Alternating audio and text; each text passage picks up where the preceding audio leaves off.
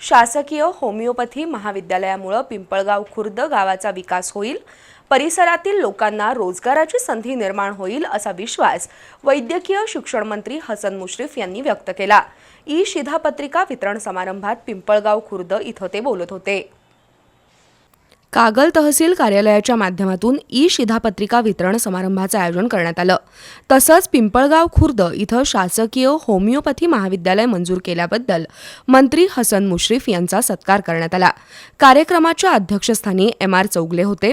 100 विद्यार्थी प्रवेश क्षमता असणाऱ्या या होमिओपॅथी कॉलेजमुळे पिंपळगाव खुर्दच्या विकासाला चालना मिळेल, परिसरातील लोकांना रोजगार मिळेल असं मंत्री हसन मुश्रीफ यांनी नमूद केलं।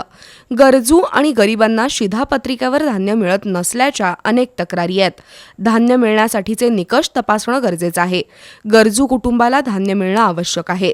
पुरवठा विभागानं या संदर्भात योग्य पावलं उचलावीत अशी सूचना मंत्री मुश्रीफ यांनी केली। कागल तालुक्याची लोकसंख्या 2,71,633 असून तालुक्यात 63,133 शिधापत्रिका धारक आहेत।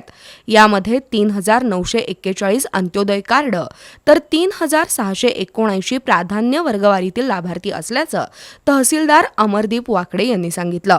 ई शिधापत्रिकेवर बारकोड असल्यानं शासकीय योजना आणि आरोग्याच्या सुविधांकरता ई शिधापत्रिका उपयुक्त ठरतील असं तहसीलदार वाकडे यांनी नमूद केलं। यावेळी युवराज पाटील, भैया माने, अशोक नवाळे, महेश चौगले यांनी मनोगत व्यक्त केली।